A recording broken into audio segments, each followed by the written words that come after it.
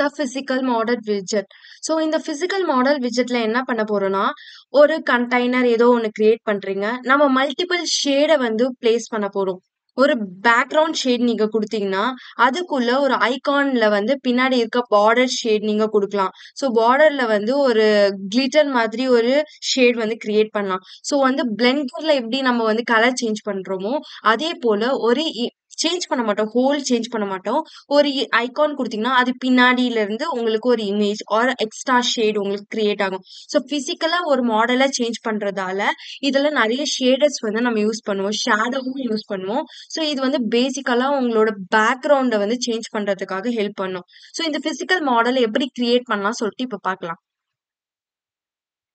So first என்னோட பில்டர்ல material app வந்து import பண்ணியாச்சு. நெக்ஸ்ட் ஃபாலோட் பை என்னோட ஹோம்ல ஸ்டாக் ஃபோல்ட் போட்டிருக்கேன். ஸோ இன்சைட் என்னோட பேக்ரவுண்ட் இமேஜ் முக்கியமா பிளாக் கலர்ல இருக்கணும் நான் சொல்லி பிளேஸ் பண்றேன். ஸோ வந்து அது கொஞ்சம் அட்ராக்டிவா இருக்கும். ஸோ நம்ம இதுல ஐகான் யூஸ் பண்றதால பேக்ரவுண்ட் இமேஜ் கொஞ்சம் ஹெவியா இருந்தா உங்களுக்கு டிஃபரன்ஷியேட் தெரியும். ஸோ ஃபாலோட் பை என்னோட பாடி வந்து சென்டர்ல பிளேஸ் ஆயிருக்கணும் அப்படின்னு சொல்லிட்டு நான் சொல்றேன். நெக்ஸ்ட் வந்து என்னோட சைல்டு வந்து பிசிக்கல் மாடல்ல இருக்கணும். ஸோ இதுதான் வந்து நம்மளோட யூஐய வந்து ஃப்ரேம் ஒர்க் பண்றதுக்கு ஐ மீன் உங்களோட பேக்ரவுண்ட் இமேஜை ஃப்ரேம் ஒர்க் பண்றதுக்கான முதல் ஸ்டெப். ஸோ இதுல நான் என்ன பண்றேன்னா எலிவேஷன் கொடுக்குறேன். ஸோ இந்த எலிவேஷன் என்ன டிட்டர்மைன் பண்ணனா என்னோட பேக்ரவுண்ட் ஷேட் வந்து எவ்வளவு வந்து உங்களுக்கு விசிபிள் ஆகணும் அப்படின்னு சொல்லிட்டு நான் கேட்கிறேன். ஸோ இது வந்து 20 பாயிண்ட் அப்படின்னு சொல்லிட்டு நான் ஒரு டெசிமல் வேல்யூ கொடுக்குறேன். Followed by shadow colour. So இது என்ன பண்ணும்னா என்னோட யூஐயை இன்னும் அட்ராக்டிவா காமிக்கும். ஸோ ஷேடோ வந்து நீங்க பிளேஸ் பண்ணீங்கன்னா கொஞ்சம் வந்து பிரைட்னஸா இருக்கிற மாதிரி இருக்கும். ஸோ இதுக்காக நம்ம ஷேடோ ப்ராப்பர்ட்டி யூஸ் பண்றோம். ஃபாலோட் பை என்னோட ப்ராப்பர்ட்டி வந்து என்ன கலர்ல இருக்குன்னா ப்ளூ கலர்ல இருக்கணும் அப்படின்னு சொல்லி கொடுக்குறேன். ஸோ இதுல என்ன அந்த ப்ளூ கலர் டோட்டலா எதுல இருக்கணும்னா ஒரு பாக்ஸ் ஷேப் சர்க்கிள்ல இருக்கணும். ஸோ இது வந்து டோட்டலா ஒரு சர்க்கிள் கலர். அதுக்குள்ள எனக்கு வந்து ப்ளூ கலர்ல இருக்கணும் அப்படின்னு சொல்லி கொடுக்குறேன். அதுக்கு மேல அவுட்டர் எனக்கு எப்படி இருக்கும்னா ஒயிட் கலர்ல இருக்கணும்னு சொல்றேன். என்னோட ஹோல் பேஜுமே பிளாக் கலர்ல இருக்கணும்னு சொல்றேன். ஸோ இதுதான் கரெக்டான property. So next followed by இந்த சைஸ் பாக்ஸ்ல நான் என்னெல்லாம் போட போறேன் அப்படின்னு சொல்லிட்டு பார்க்கலாம். ஸோ என்னோட சைஸ் பாக்ஸோட வித்தும் ஹைட்டும் பேரலா 200 கொடுக்குறேன்.